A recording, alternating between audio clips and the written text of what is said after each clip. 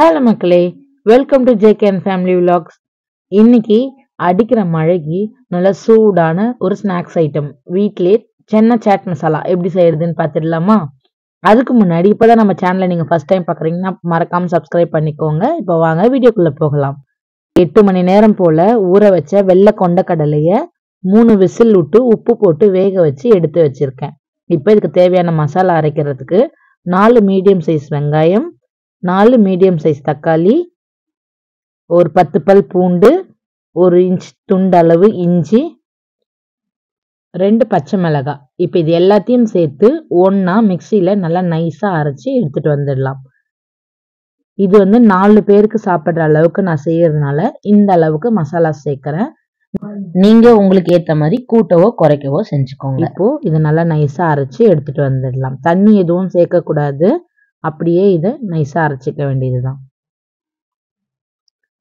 இந்த மாதிரி அரைச்சிட்டு வந்ததை இப்போ இது ஒரு சைடு எடுத்து வச்சுருங்க.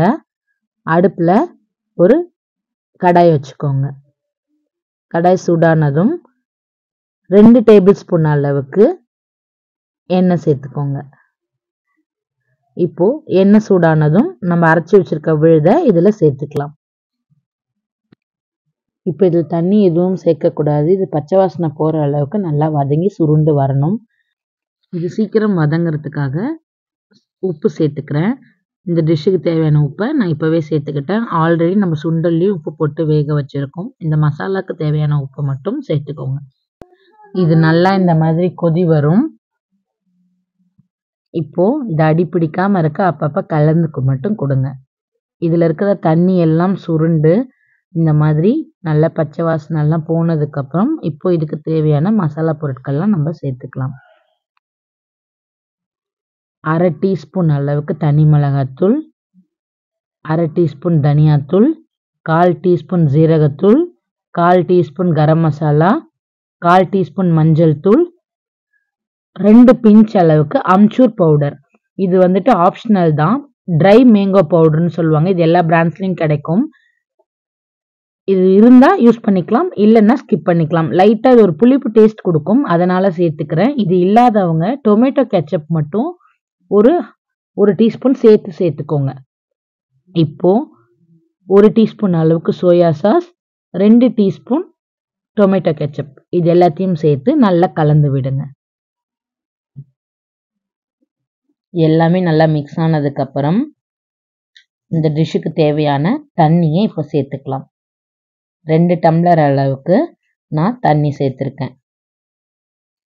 மசாலாவோட நல்லா மிக்ஸ் ஆகிற அளவுக்கு நல்லா கலந்து விட்டு ஒரு கொதி விடுங்க.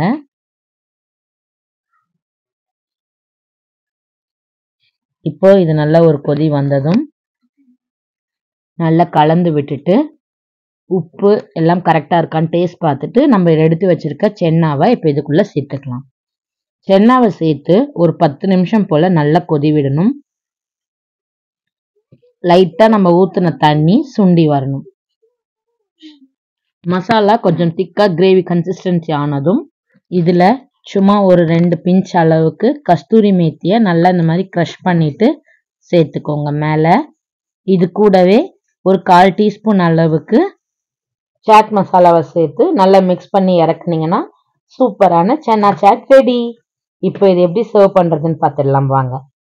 நம்ம ரெடி பண்ணி வச்சுருக்க சென்னா சாட்டை 2 கரண்டி எடுத்து ஒரு பவுலில் போட்டு பொடி பொடியாக நறுக்கி வச்சுருக்க வெங்காயத்தையும் கொத்தமல்லியும் கொஞ்சம் அப்படி மேலே கார்னிஷ் பண்ணிவிட்டு அது கூடவே மேலாப்பில் கொஞ்சம் ஓம் பொடியை மேலே தூவி கொடுத்தீங்கன்னா சூப்பரான சென்னா சாட் ரெடி. இந்த மழைக்கு எங்கள் வீட்டில் செஞ்சு கொடுத்ததும் எல்லாரும் சூப்பர்னு சொல்லிட்டாங்க. அதே மாதிரி உங்கள் வீட்லையும் நீங்கள் செஞ்சு கொடுத்துட்டு எப்படி இருந்துச்சுன்னா எனக்கு கமெண்ட் பண்ணுங்கள். இந்த வீடியோ பிடிச்சிருந்துச்சுன்னா லைக் பண்ணிக்கோங்க.